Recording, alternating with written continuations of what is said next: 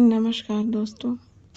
कभी कभी एक कहानी सिर्फ कहानी ही नहीं रहती, बल्कि एक गहरा एहसास बन जाती है और वह लंबे समय तक हमारे दिल में रह जाती है। अगर आप भी ऐसे ही सच्ची कहानियों के दीवाने हैं तो आप हमारे चैनल को ज़रूर सब्सक्राइब करें।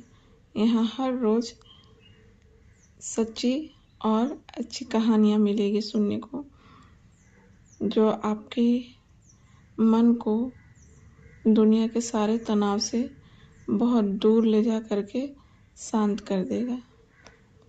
चलिए शुरू करते हैं आज की कहानी। आज हम मुंशी प्रेमचंद्र द्वारा रचित कहानी पढ़ेंगे, पुत्र प्रेम। बाबू चैतन्य दास ने अर्थशास्त्र खूब पढ़ा था और केवल पढ़ा ही नहीं था, उसका यथायोग्य व्यवहार भी करते थे। वे वकील थे, 2-3 गांवों में उनकी जमींदारी भी थी, बैंक में भी कुछ रुपए थे। यह सब उसी अर्थशास्त्र के ज्ञान का फल था। जब कोई खर्च सामने आता तब उनके मन में स्वभावतः प्रश्न होता था, इससे स्वयं मेरा उपकार होगा या किसी अन्य पुरुष का। यदि दो में से किसी का कुछ भी उपहार ना होता तो वे बड़ी निर्दयता से उस खर्च का गला दबा देते थे। व्यर्थ को वे विष के समान समझते थे। अर्थशास्त्र के सिद्धांत उनके जीवन स्तंभ हो गए थे। बाबू साहब के 2 पुत्र थे। बड़े का नाम प्रभुदास था, छोटे का शिवदास। दोनों कॉलेज में पढ़ते थे। उनमें केवल एक श्रेणी का अंतर था। दोनों ही चतुर होनहार युवक थे, किंतु प्रभुदास पर पिता का स्नेह अधिक था। उसमें सदुत्साह की मात्रा अधिक थी और पिता को उसकी जात से बड़ी बड़ी आशाएं थी। वे उसे विद्योन्नति के लिए इंग्लैंड भेजना चाहते थे। उसे बैरिस्टर बनाना उनके जीवन की सबसे बड़ी अभिलाषा थी। किंतु कुछ ऐसा संयोग हुआ कि प्रभुदास को बीए की परीक्षा के बाद ज्वर आने लगा। डॉक्टरों की दवा होने लगी। 1 मास तक नित्य डॉक्टर साहब आते रहे, पर ज्वर में कमी ना हुई। दूसरे डॉक्टर का इलाज होने लगा, पर उससे भी कुछ लाभ ना हुआ। प्रभुदास दिनों दिन क्षीण होता चला जाता था। उठने बैठने की शक्ति न थी। यहाँ तक कि परीक्षा में प्रथम श्रेणी में उत्तीर्ण होने का शुभ संवाद सुनकर भी उसके चेहरे पर हर्ष का कोई चिन्ह ना दिखाई दिया। वह सदैव गहरी चिंता में डूबा रहता था। उसे अपना जीवन बोझ सा जान पड़ने लगा था। एक रोज चैतन्य दास ने डॉक्टर साहब से पूछा, यह क्या बात है कि 2 महीने हो गए और अभी तक दवा का कोई असर नहीं हुआ? डॉक्टर साहब ने संदेहजनक उत्तर दिया, मैं आपको संशय में नहीं डालना चाहता। मेरा अनुमान है कि यह ट्यूबरक्लोसिस है। चैतन्य दास ने व्यग्र होकर कहा, तपेदिक? डॉक्टर, जी हाँ, उसके सभी लक्षण दिखाई देते हैं। चैतन्य दास ने अविश्वास के भाव में कहा, मानो उन्हें विस्मयकारी बात सुन पड़ी हो। तपेदिक हो गया हो? डॉक्टर ने खेद प्रकट करते हुए कहा, यह रोग बहुत ही गुप्त रीति से शरीर में प्रवेश करता है। चैतन्य दास, मेरे खानदान में तो यह रोग किसी को न था। डॉक्टर, संभव है मित्रों से इसके जर्म्स मिले हों। चैतन्य दास कई मिनट तक सोचने के बाद बोले, अब क्या करना चाहिए? डॉक्टर, दवा करते रहिए, अभी फेफड़ों तक असर नहीं हुआ है, इनके अच्छे होने की आशा है। चैतन्य दास, आपके विचार में कब तक दवा का असर होगा? डॉक्टर, निश्चय पूर्वक नहीं कह सकता, लेकिन 3-4 महीने में वे स्वस्थ हो जाएंगे। जाड़ों में इस रोग का जोर कम हो जाया करता है। चैतन्य दास, अच्छे हो जाने पर ये पढ़ने में परिश्रम कर सकेंगे? डॉक्टर, मानसिक परिश्रम के योग्य तो ये शायद ही हो सके। चैतन्य दास, किसी सैनिटोरियम में भेज दूं तो कैसा हो? डॉक्टर: बहुत ही उत्तम। चैतन्य दास: तब ये पूर्ण रीति से स्वस्थ हो जाएंगे? डॉक्टर: हो सकते हैं, लेकिन इस रोग को दबा के रखने के लिए इनका मानसिक परिश्रम से बचना ही अच्छा है। चैतन्य दास नैराश्य भाव से बोले: तब तो इनका जीवन ही नष्ट हो गया। गर्मी बीत गई, बरसात के दिन आए। प्रभुदास की दशा दिनों दिन बिगड़ती गई। वह पड़े पड़े बहुधा इस रोग पर गई बड़े बड़े डॉक्टरों की व्याख्याएं पढ़ा करता था। उनके अनुभवों से अपनी अस्वस्थता की तुलना किया करता था। पहले कुछ दिनों तक तो वे अस्थिर रचित सा हो गया। 2-4 दिन भी दशा संभलती रहती तो पुस्तकें देखने लगता और विलायत की यात्रा का चर्चा करता था। 2-4 दिन भी ज्वर का प्रकोप बढ़ जाता तो जीवन से निराश हो जाता, किंतु कई मास के पश्चात जब उसे विश्वास हो गया कि इस रोग से मुक्त होना कठिन है, तब उसने जीवन की भी चिंता छोड़ दी।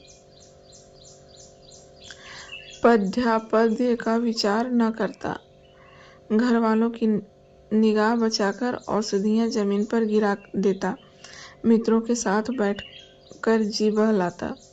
यदि कोई उससे स्वास्थ्य के विषय में कुछ पूछता तो चिढ़कर मुंह मोड़ लेता। उसके भावों में एक शांति में उदासीनता आ गई थी और बातों में एक दार्शनिक मर्मज्ञता पाई गई थी। वह लोक रीति और सामाजिक प्रथाओं पर बड़ी निर्भीकता से आलोचनाएं किया करता था। यद्यपि बाबू चैतन्य दास के मन में रह रहकर शंका उठा करती थी कि जब परिणाम विदित ही है, तब इस प्रकार धन का अपव्यय करने से क्या लाभ। तथापि वे कुछ तो पुत्र प्रेम और कुछ लोक मत के भय से धैर्य के साथ दवा दर्पण करते जाते थे। जाड़े का मौसम था। चैतन्य दास पुत्र के सिरहाने बैठे हुए डॉक्टर साहब की ओर प्रश्नात्मक दृष्टि से देख रहे थे। जब डॉक्टर साहब टेम्परेचर लेकर कुर्सी पर बैठे, तब चैतन्य दास ने पूछा, अब तो जाड़ा आ गया, आपको कुछ अंतर मालूम होता है? डॉक्टर: बिल्कुल नहीं, बल्कि रोग और भी दुस्साध्य होता जा रहा है। चैतन्य दास ने कठोर स्वर में पूछा, तब आप लोग क्यों मुझे इस भ्रम में डाले हुए थे कि जाड़े में अच्छे हो जाएंगे? इस प्रकार दूसरों की सरलता का उपयोग करना अपना मतलब साधने का साधन हो तो इसे सज्जनता कदापि नहीं कह सकते हैं। डॉक्टर ने नम्रता से कहा, ऐसी दशाओं में हम केवल अनुमान कर सकते हैं और अनुमान सदैव सत्य नहीं होते हैं। आपको जेरबारी अवश्य हुई है, पर मैं आपको विश्वास दिलाता हूँ कि मेरी इच्छा आपको भ्रम में डालने की नहीं थी। शिवदास बड़े दिन की छुट्टियों में आया हुआ था। इसी समय वही कमरे में आ गया और डॉक्टर साहब से बोला, आप पिताजी की कठिनाइयों का स्वयं अनुमान कर सकते हैं। अगर उनकी बात नागवार लगी तो उन्हें क्षमा कीजिएगा। चैतन्य दास ने छोटे पुत्र की ओर वात्सल्य की दृष्टि से देखकर कहा, तुम्हें यहाँ आने की जरूरत थी? मैं तुमसे कितनी बार कह चुका हूँ कि यहाँ ना आया करो, लेकिन तुमको सब्र ही नहीं होता। शिवदास ने लज्जित होकर कहा, मैं अभी चला जाता हूँ, आप नाराज ना हो। मैं केवल डॉक्टर साहब से यह पूछना चाहता था कि भाई साहब के लिए अब क्या करना चाहिए। डॉक्टर साहब ने कहा, अब केवल एक ही साधन है, इन्हें इटली के किसी सैनिटोरियम में भेज देना चाहिए। जहाँ चैतन्य दास ने सजग होकर पूछा, कितना खर्च होगा? ज्यादा से ज्यादा 3000। साल भर रहना होगा। निश्चय है कि वहां से अच्छे होकर आवेंगे? जी नहीं, यहाँ तो यह भयंकर रोग है, साधारण बीमारियों से भी कोई बात निश्चय रूप से नहीं कही जा सकती। इतना खर्च करने पर भी वहां से ज्यों के त्यों लौटा आए तो तो ईश्वर की इच्छा आपको यह तस्कीन हो जाएगी कि उनके लिए मैं जो कुछ कर सकता था कर दिया। आधी रात तक घर में प्रभुदास को इटली भेजने का प्रस्ताव पर वाद विवाद होता रहा। चैतन्य दास का कथन था कि एक संदिग्ध फल के लिए 3000 का खर्च उठाना बुद्धिमत्ता के प्रतिकूल है।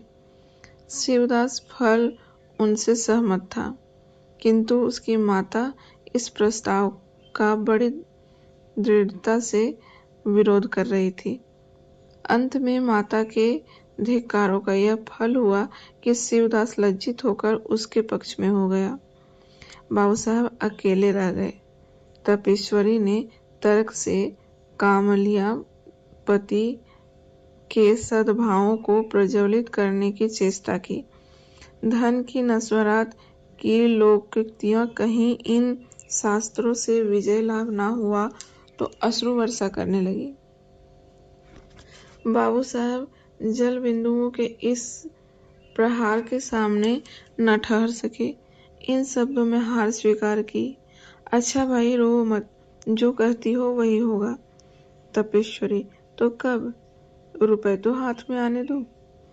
तो यह क्यों नहीं कहते कि भेजना ही नहीं चाहते? भेजना चाहता हूँ, किंतु अभी हाथ खाली है। क्या तुम नहीं जानती? बैंक में तो रुपए है, जायदाद तो है। 2-3 हजार का प्रबंध करना ऐसा क्या कठिन है? चैतन्य दास ने पत्नी को ऐसी दृष्टि से देखा मानो उसे खा जाएंगे, और एक क्षण के बाद बोले, बिल्कुल बच्चों की सी बातें करती हो। इटली में कोई संजीवनी नहीं रखी हुई है जो तुरंत चमत्कार दिखाएगी। जब वहां भी केवल प्रारब्ध ही की परीक्षा करनी है तो सावधानी से कर लेंगे। पूर्व पुरुषों की संचित जायदाद और रखे हुए रुपए में अनिश्चित हित की आशा पर बलिदान नहीं कर सकता। तपेश्वरी ने डरते डरते कहा, आखिर आधा हिस्सा तो प्रभुदास का भी है। बाबू साहब तिरस्कार करते हुए बोले, आधा नहीं, उसमें मैं अपना सर्वस्व दे देता। जब उससे कुछ आशा होती, वह खानदान की मर्यादा में और ऐश्वर्य बढ़ाता और इस लगाए हुए धन के फलस्वरूप कुछ कर दिखाता। मैं केवल भावुकता के फेर में पड़कर धन का हास नहीं कर सकता। तपेश्वरी अवाक रह गई। जीत कर भी उसकी हार हुई। इस प्रस्ताव के 6 महीने बाद शिवदास बीए पास हो गया। बाबू चैतन्य दास ने अपनी जमींदारी के 2 आने बंधक रखकर कानून पढ़ने के निमित्त उसे इंग्लैंड भेजा। उसे बंबई तक खुद पहुंचाने गए। वहां से लौटे तो उनके अंतःकरण में थी सदिच्छाइयों में परिमित लाभ होने की आशा थी। उनके लौटने के 1 सप्ताह पीछे अभागा प्रभुदास अपनी उच्च अभिलाषाओं को लिए हुए परलोक सिधारा। चैतन्य दास मणिकर्णिका घाट पर अपने संबंधियों के साथ बैठे चिंता ज्वाला की ओर देख रहे थे। उनके नेत्रों से अश्रुधारा प्रवाहित हो रही थी। पुत्र प्रेम एक क्षण के लिए अर्थ सिद्धांत पर गालिब हो गया था। उस विरक्तावश में उनके मन में यह कल्पना उठ रही थी कि संभव है इटली जाकर प्रभुदास स्वस्थ हो जाता। हाय, मैंने 3000 का मुंह देखा और पुत्र रत्न को हाथ से खो दिया। यह कल्पना प्रतिक्षण सजग होती थी और उनको ग्लानि, शोक और पश्चाताप के बाणों से बेध रही थी। रह रहकर उनके हृदय में वेदना की सूल सी उठती थी। उनके अंतर की ज्वाला उस चिता की ज्वाला से कम दग्धकारिणी न थी। अकस्मात उनके कानों में शहनाइयों की आवाज आई।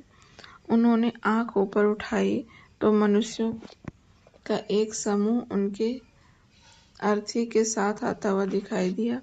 वे सब के सब ढोल बजाते, गाते, पुष्प आदि की वर्षा करते चले आ रहे थे। घाट पर पहुंचकर उन्होंने अर्थी उतारी और चिंता बनाने लगे। उनमें से एक युवक आकर चैतन्य दास के पास खड़ा हुआ। बाबू साहब ने पूछा, किस मोहल्ले में रहते हो? युवक ने जवाब दिया, हमारा घर देहात में है। कल शाम को चले थे। ये हमारे बाप थे। हम लोग यहाँ कम आते हैं, पर दादा की अंतिम इच्छा थी कि हमें मणिकर्णिका घाट पर ले जाना। चैतन्य दास, ये सब आदमी तुम्हारे साथ है? युवक, हाँ, और लोग पीछे आते हैं। कई 100 आदमी साथ आए हैं। यहाँ तक आने में सैकड़ों उठ गए, पर सोचता हूँ कि बूढ़े पिता की मुक्ति तो बन गई, धन और है ही किस लिए? चैतन्य दास, उन्हें क्या बीमारी थी? युवक ने बड़ी सरलता से कहा, मानो वह अपने किसी निजी संबंधी से बात कर रहा था। बीमार का किसी को कुछ पता नहीं चला। हरदम ज्वर चढ़ा रहता था, सूख कर काटा हो गए थे। चित्रकूट, हरिद्वार, प्रयाग सभी स्थानों में ले घूमे। वैद्यों ने जो कुछ कहा उसमें से कोई कसर नहीं की। इतने में युवक का एक और साथी आ गया और बोला, साहब, मुंह देखा बात नहीं। नारायण लड़का दे तो ऐसा दे। इसने रुपयों को ठीकरे समझा। घर की सारी पूंजी पिता की दवा दारू में स्वाहा कर दी। थोड़ी सी जमीन तक बेच दी, पर कालबली के सामने आदमी का क्या बस है? युवक ने गदगद स्वर में कहा, भैया, रुपया हाथ का मैल है। कहाँ आता है, कहाँ जाता है, मनुष्य नहीं मिलता। जिंदगानी है तो कमा खाऊंगा, पर मन में यह लालसा तो नहीं रह गई कि हाय, यह नहीं किया, उस वैद्य के पास नहीं गया, नहीं तो शायद बच जाते। हम तो कहते हैं कि कोई हमारा सारा घर द्वार लिख ले, केवल दादा को एक बोल बुला दे। इसी माया मोह का नाम जिंदगानी है। नहीं तो इसमें क्या रखा है? धन से प्यारी जान, जान से प्यारा ईमान। बाबू साहब, आपसे सच कहता हूँ, अगर दादा के लिए अपने बस की कोई बात उठा रखता तो आज रोते न बनता। अपना ही चित्त अपने को धिक्कारता नहीं तो मुझे इस घड़ी ऐसा जान पड़ता कि मेरा उद्धार एक भारी ऋण से हो गया। उनकी आत्मा सुख और शांति से रहेगी तो मेरा सब तरह से कल्याण ही होगा। बाबू चैतन्य दास सिर झुकाए ये बातें सुन रहे थे। एक एक शब्द उनके हृदय में सर के समान चुभता जा रहा था। इस उदारता के प्रकाश में उन्हें अपनी हृदयहीनता, अपनी आत्मशून्यता, अपनी भौतिकता अत्यंत भयंकर दिखाई देती थी। उनके चित्त पर इस घटना का कितना प्रभाव पड़ा, यह इसी से अनुमान किया जा सकता है कि प्रभुदास के अंत्येष्टि संस्कार में उन्होंने हजारों रुपए खर्च कर डाले। उनके संत तप्त में हृदय की शांति के लिए अब एकमात्र यही उपाय रह गया था। इसी के साथ आज कहानी का अंत हुआ। अब कल मिलेंगे अगली कहानी के साथ। तब तक के लिए राधे राधे।